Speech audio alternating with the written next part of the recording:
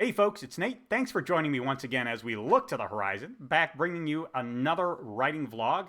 I am pleased to announce that I have finally successfully commissioned the cover for Burning Bright. I don't have it to show to you just yet as of this recording.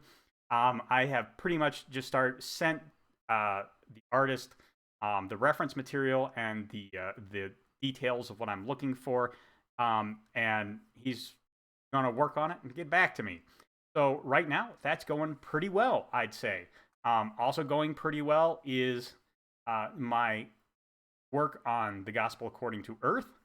I am hoping to get that past the 3/4 mark over the long weekend.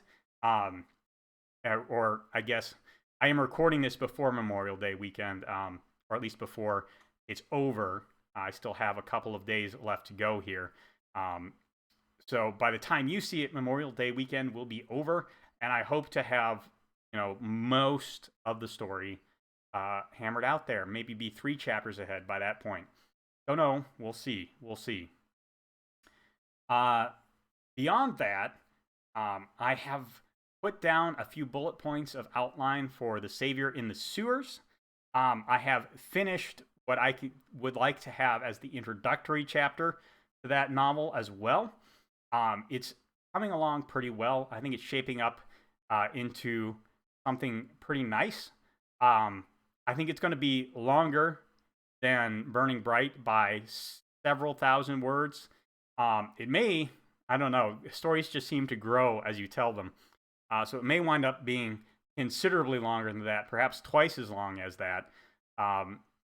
So maybe 60 to 80,000 words instead of 40 to 50,000. And that is partly because I am trying to put in a lot of effort to connect novels. There's very little in the way of overlapping characters. So what overlap there is, I am really trying to draw out and expound on over the course of the story so that people have a good idea of what the connective tissue between these two stories is. And also, I'm trying to craft the ongoing theme. These stories are all very different. They take place with different main characters in different time periods, different locations for the most part.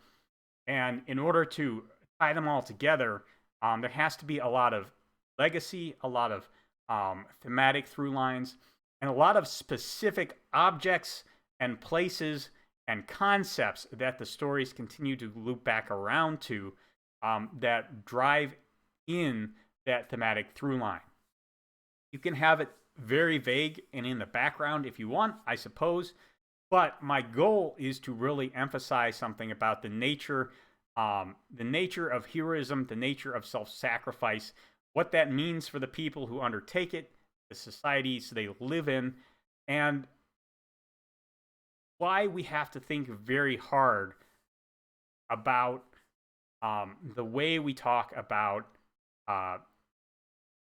both kind of undertakings we call heroic and the kinds of people we raise shoulder that burden. I think that heroes are not necessarily the concept of them is very fluid, but what it takes for a person to gain the kind of recognition and significance in storytelling as a hero is actually quite rigid. And I'm trying to look at that concept from a number of angles in these stories. And so building those through lines in between stories is going to be a major part of showing the different approaches that each story takes to this question. So yeah, I'm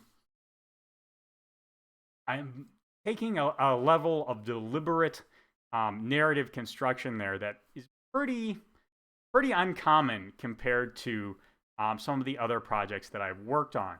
Usually, I just have 1 or 2 narrative through lines that I want each of those stories to have, and haven't thought as much about a single overarching narrative through line. Even if you look at something like the Triad World stories, well, they came about very organically.